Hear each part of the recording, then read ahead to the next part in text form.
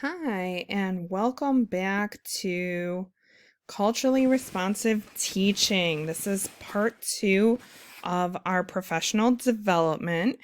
My name is Katie McCarthy, and I will be presenting to you.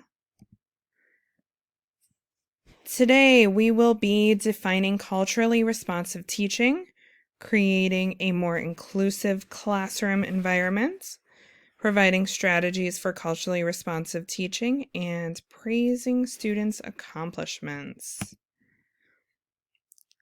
Culturally responsive teaching is a student-centered approach to teaching in which the student's cultural strengths are identified and supported in order to engage students and promote achievement. Culturally responsive teaching encourages students to make meaningful connections between academics and cultures, language, and experiences.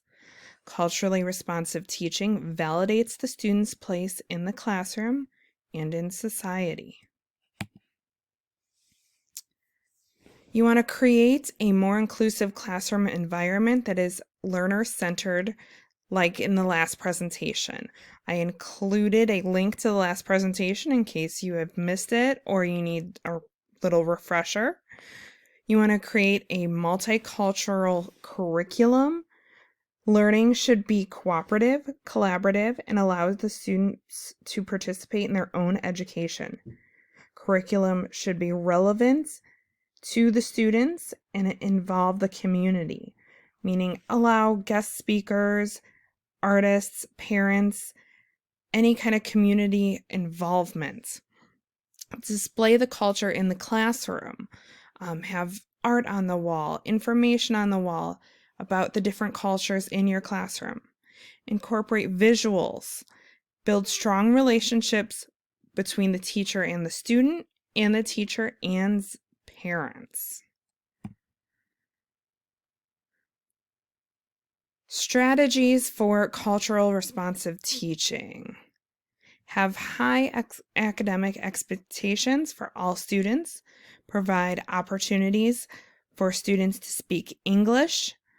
Allow students to teach their language and their culture. Plan lessons that are student-centered. Create activities that allow students to share. Include relevant topics to motivate and engage the students. Use culturally relevant novels and literature, and media that positively depicts the cultures. Emergent bilinguals are just as capable as English native speaking students. They should have the same expectations to help them succeed. Create high but still realistic expectations. Provide opportunities for students to speak throughout the classroom, whether it be in front of groups, with their peers, to the teacher.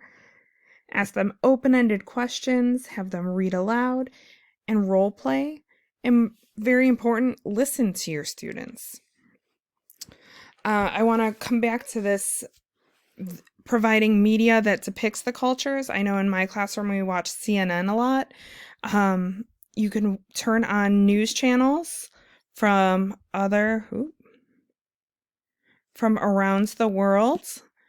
You can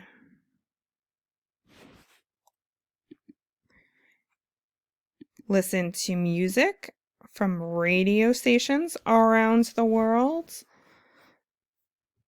You can read newspaper articles from around the world,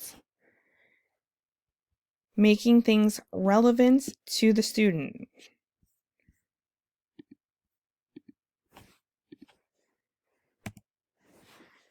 You want to praise students for all their accomplishments, celebrate all victories, no matter how small, how big, provide positive feedback as well as the negative. A lot of times students only hear the negative. For a general education student, it should be 5 positives for every 1 negative, and it's even higher. It's almost triple that for students in special education. Students should be able to earn class or personal incentives. They should feel encouraged and motivated in their classroom. But the most important strategy in all of this is get to know your students. If you need help getting to know your students, there's plenty of things available on Teacher Pay Teacher. But most often, just having conversations with them, learning their needs, learning about their culture, their family, what they like to do in their spare time, and you will have success in the classroom.